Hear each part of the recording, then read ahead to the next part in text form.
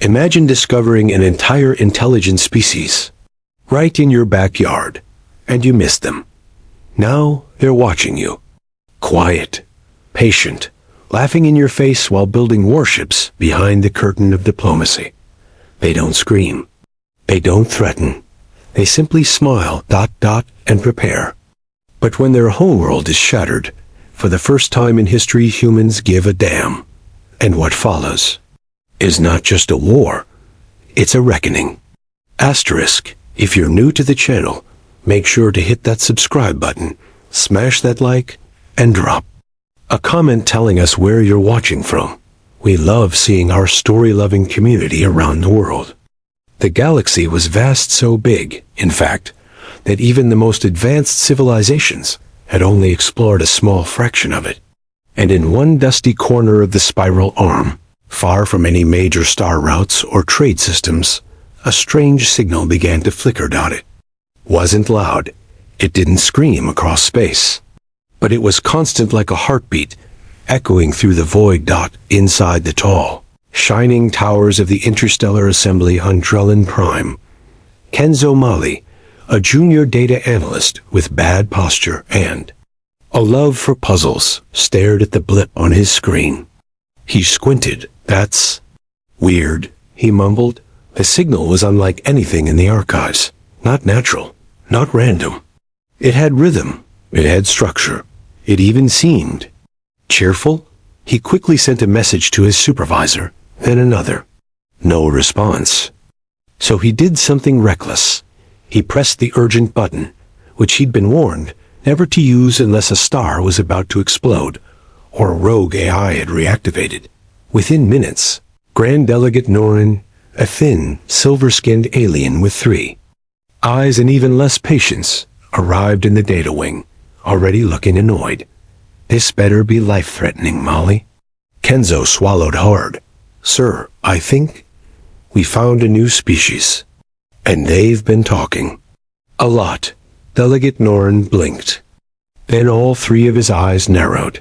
Across the stars, on a quiet human station floating near Jupiter's orbit, Senna Riven stirred her coffee with a plastic spoon. It tasted like disappointment, but it kept her awake. She leaned back in her chair, watching the stars drift by. When her console beeped, her eyes widened. "No way, incoming message. Alien language." Partially decoded. Senna gasped and nearly dropped her cup. She called her supervisor. Her supervisor dropped his cup. Then everyone started yelling at once. They had made contact. But here's the thing. They weren't waiting to be found. Humans had already been watching, using powerful telescopes, deep space scanners, and sheer curiosity. Earth had been quietly tracking alien movements for over a year, observing, learning, and translating. And now, they were ready to say hello. Back on Drellin Prime, panic spread through the assembly like wildfire. How had they missed this? An entire region of space had been marked as unimportant, mostly empty, and not worth the cost of exploration. Now, it turned out that a whole sentient species had been living there, and no one had noticed. Even worse, the humans were smart. Not just build a fire smart. Not even make a rocket smart. They were broadcasting old Earth sitcoms into the void, inventing languages for fun, and apparently trying to greet a colony world that the assembly had just established. Norin paced back and forth, fuming. "We look like fools," he muttered. "How do you miss a planet full of talking monkeys?" Kenzo cleared his throat. "Sir, they've actually been monitoring us for about a year." Norin stopped. "They've what?" Kenzo pointed to the data logs.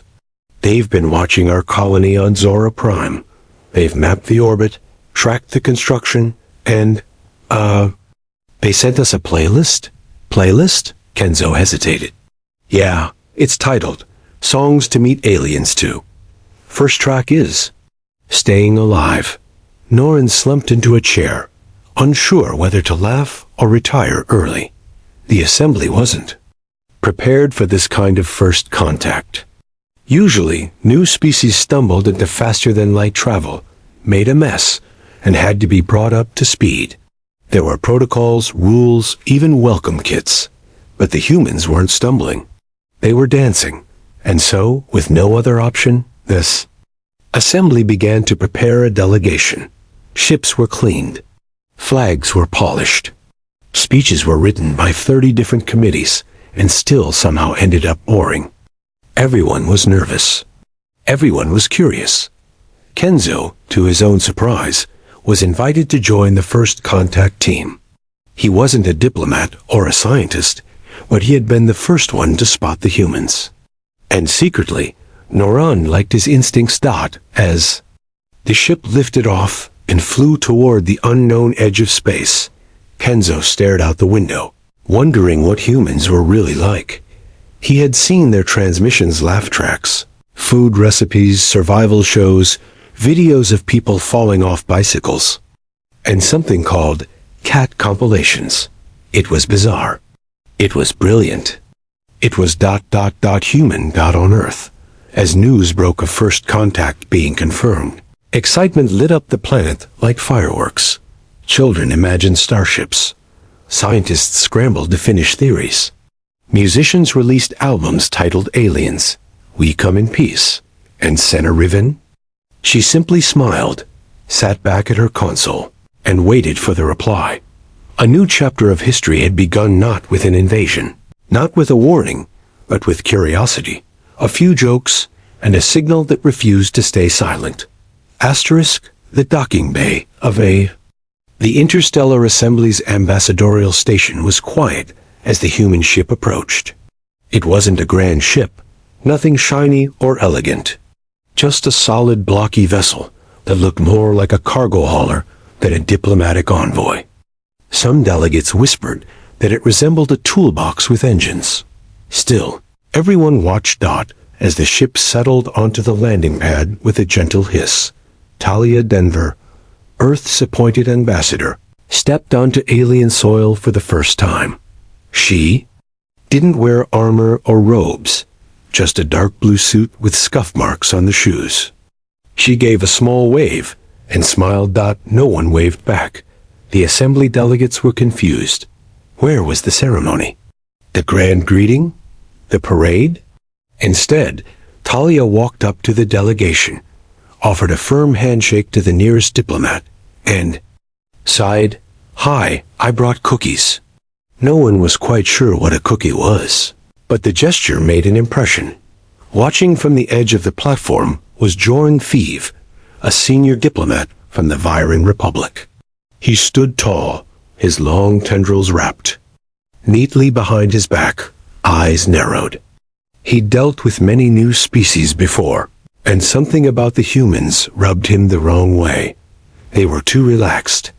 He listened to Talia speak to the assembly, how humans had been observing for some time, how they meant no harm, how they wished to learn and trade peacefully. Then came the shocking part: humans had already deciphered the basics of the galactic language system and were asking intelligent questions about interstellar law and diplomacy. How? One delegate asked, blinking all 6 eyes. Talia smiled again. We're good at figuring things out, especially when we're told not to. Joran's frown deepened. The assembly began its study of the human race. Reports came in from observers stationed on Earth and its new colonies. First surprise: gravity. Earth had a gravity level near the very upper limit of what scientists believed a species could evolve under.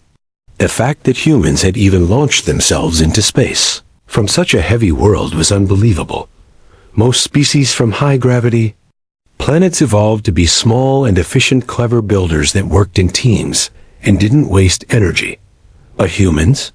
They were oddly large for a high-gravity species and didn't seem to care about efficiency at all. They are strong. One report read, strong in a way that makes furniture cry. Second surprise, movement. Humans didn't glide or float like many zero-G specialists. They moved with purpose, quick steps, sharp turns, bursts of speed that made others nervous.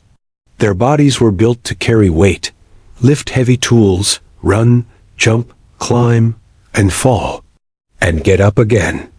They move like machines, one alien scientist sighed, staring at footage of a human dancing. Like very clumsy, happy machines. Then came the third and biggest surprise. Attitude. The assembly expected pride, fear, or at least the standard defensive posturing of a young species, discovering it wasn't alone. Instead, humans joked, constantly docked when told that the galaxy considered their engineering methods unconventional. One human proudly explained the concept of percussive maintenance, hitting a broken thing until it started working again. They had idioms, sarcasm, memes, and the unsettling habit of laughing during serious discussions. They were often cheerful in uncomfortable situations, and didn't seem to take offense at anything, which, of course, made the other species very nervous. Were they hiding something? Were they planning something? Or were they just ... like this? Captain Ridden, an officer from the Assembly's Defense Observation Corps, visited one of the early human spaceports on a mining moon. He watched as a group of human workers in heavy suits loaded massive crates with ease. They worked long hours, sang while doing it, and stopped only to offer him something called coffee and a slice of heated bread covered in cinnamon. One worker cheerfully explained they were building an entire base in 3 weeks. Ridden asked, "Why the rush?" The worker shrugged. "Why not? We like to keep busy." Later, Ridden wrote in his report, "They do not build because they need to. They build because they can. They are fast, tireless, and somehow ... always in a good mood. I find them unsettling." As the weeks passed, stories spread across the assembly.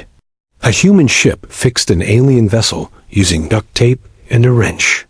A human doctor performed emergency surgery on a gelatin-based life form by watching a tutorial. A human child taught an alien ambassador how to skateboard ... despite being new.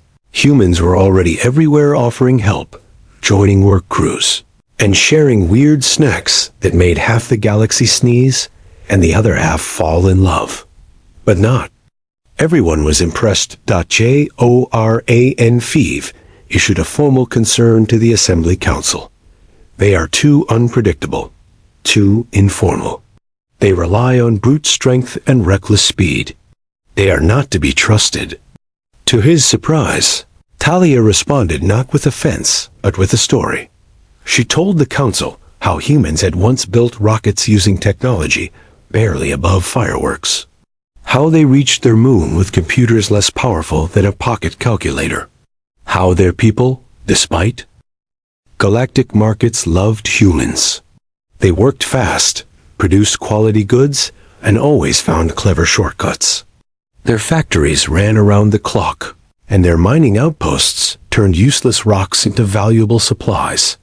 Even species that once doubted humanity now relied on their steady trade. The Assembly agreed humans were good for business, but not all was calm. One day, the Interstellar Assembly received a polite message from the Nar Collective, a deeply religious species known for their soft voices, shiny feathers, and long sermons about kindness. Their leader, Elder Mosvik, had always been open to trade, despite his people's dislike for humor. Then a scandal broke. A human governor, in an interview with a Rimworld news station, jokingly called the Nar the galactic version of door-to-door preachers. He laughed, saying they were polite, but could never take a hint. That clip spread like wildfire. Elder Mosvik did not laugh. Within hours, the Nar Collective cut all trade with Earth. They declared humans disrespectful, godless, and unworthy of economic partnership. The shock hit Earth like a thunderclap. That deal had supported entire colonies and kept vital resources flowing. Earth's markets wobbled. Some feared collapse. The Assembly waited for the outburst, but there wasn't one. At a press conference, Regan Aldo, a calm and practical human trade advisor, stepped up to the podium. He adjusted the mic, looked out over 100 alien reporters, and said simply, "We understand the Nars position.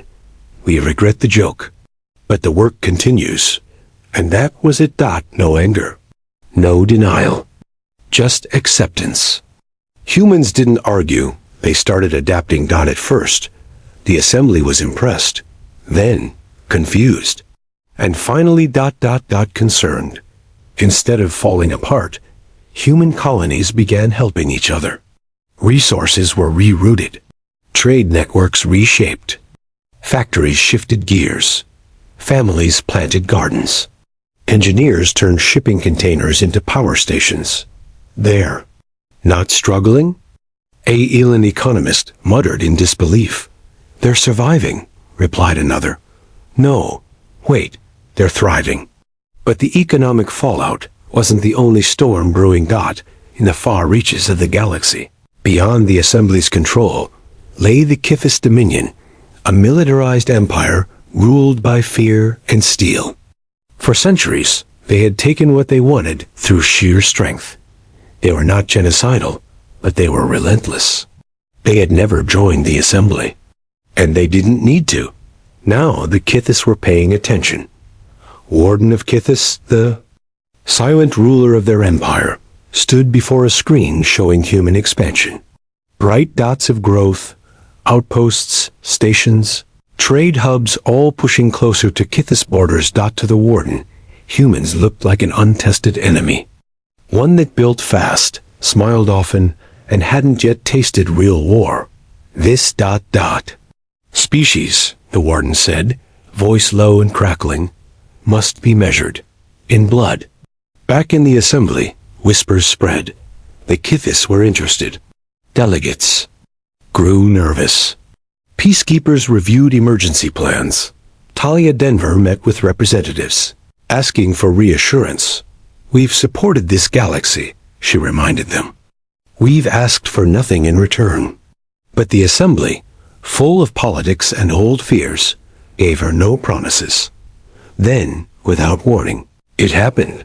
The Kithis stormed into a diplomatic meeting, the Representative Admiral Desmond Fair tossing a scroll onto the floor. It was short, a formal declaration of war, against Earth. The room fell into silence. Delegates turned toward the human side of the chamber, waiting for a cry of anger, a desperate plea for help. Talia stood. She picked up the scroll, read it slowly, looked at her team, then turned to the Assembly and said, "We understand. Thank you for your time." And they left. The Assembly was stunned. Surely Earth would surrender. No one had ever won against the Kithis. Not even major powers. The Kithis had weapons that bent gravity and fleets the size of moons. But humanity didn't beg. They didn't argue. They began to prepare. Across the stars, colonies went silent. Human cities dimmed their lights. Ships vanished from known paths. Even trade slowed. It was as if Earth had gone dark. Weeks passed. Now human fleet moved to defend its outer worlds. No big battles erupted. When the Kithis finally arrived at the first human colony, they met no resistance. The skies were clear, the cities below untouched. No soldiers, no fighters. They bombed it anyway, nuclear, chemical, biological weapons. They crushed buildings, poisoned the air, and turned lakes to boiling acid. The world burned, and still no response. The Assembly watched in horror. Why aren't the humans fighting? They asked each other. Senna Riven, now Earth's chief communications officer, offered only a quiet answer. "We asked for help. We were told to survive alone." Then came the message from the Kithis Admiral himself. He was angry, furious. "Where is your army?" he demanded. "Why is your world empty?" The humans had done something no one expected. They evacuated every colony before the war even started. Millions of people. Gone. Hidden. Safe. The Kithis had bombed the ghost town. Days later, the Kithis received their own horror. Earth had launched A silent strike, dozens of targeted biological bombs onto Kithis ranch worlds. The humans hadn't aimed at people. They had targeted the food, viruses, engineered bacteria, and parasites designed to destroy livestock without harming the land or native plants. The Kithis were carnivores. They had no farming systems. No backup food supply. In a single blow, humans wiped out 90% of the Kithis food production. The assembly finally understood. This was no act of mercy. This was strategy. The humans had been preparing all along, but not for a fight in space. They fought where they were strongest. Science, biology, survival. And through it all, they had said nothing. No boasts. No threats. Just silence. And then, the storm. The war had changed. At first, the Kithis believed they were winning. Their ships had moved without resistance. They had bombed human colonies and claimed victory over silent planets. But now, they were starving. The humans' biological strike had worked too well. The Kithis, proud and warlike, had never needed farms. Their food came from massive ranch, worlds filled with tough livestock. But now those animals were sick, dying, or worse, so infected they couldn't even be touched. The Kithis fleet, once strong and hungry for conquest, was now just hungry. They tried to strike back. They sent warships to human agricultural planets, hoping to destroy Earth's food supply in return. They failed. On one of those green farming planets, the Kithis landed with full force only to find themselves met by human soldiers who fought. Like they had nothing left to lose, the humans defended their food with a kind of desperation the Kithis didn't understand. They didn't fight for pride or victory. They fought for survival. And when a planet couldn't be saved, the humans destroyed it themselves, burned the crops, poisoned the water, and left nothing behind. Still, they did not complain. They just moved on, quiet and cold. General Lina V, the woman leading Earth's war efforts, watched from orbit as one such planet was reduced to smoke and ash. She didn't cry. Not in front of her officers. Instead, she nodded. If we can't keep it, neither can they. On board the command ship, crews lived off food grown in giant hydroponic farms built into the walls. They recycled everything, wasted nothing. The humans, it seemed, had planned for this too. Inside Kithis space, reports from local spies told the assembly a grim story. The Kithis were falling apart. Riots had begun. Civilians fought for scraps. Some had even turned to cannibalism, something unthinkable just months before. The strong empire that had once made the galaxy tremble was now cracking. But still, the Kithis fought on. Their leader, Admiral Desmond Fair, refused to surrender. In a desperate act, he ordered one final attack, a full-force strike against Earth's home system. His fleet launched a gravitational catalyst, a weapon that didn't just destroy planets. It shattered them. When the weapon hit, Earth broke apart like glass under pressure. Its pieces drifted in space, glowing red with pain. And just like that, Earth was gone. The assembly chamber went silent when the news arrived that no one had ever destroyed a cradle world before. No one had dared. Even enemies respected the place where a species began. And yet, the humans had not retaliated.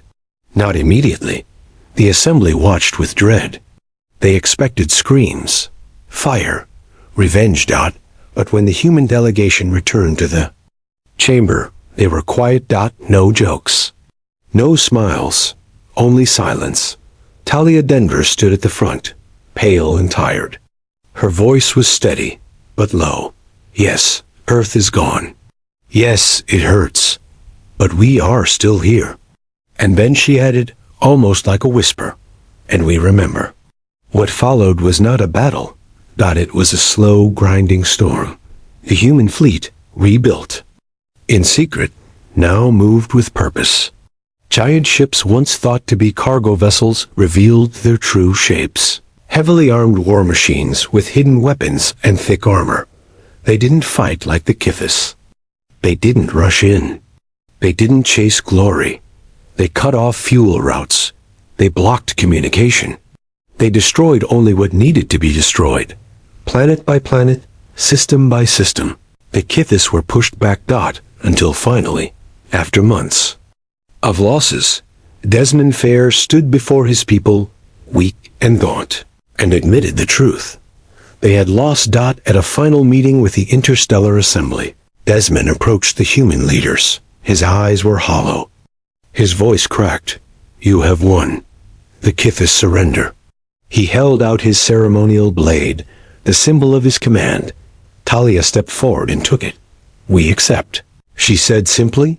Everyone expected punishment, destruction, maybe even extinction. But instead, the humans gave something else.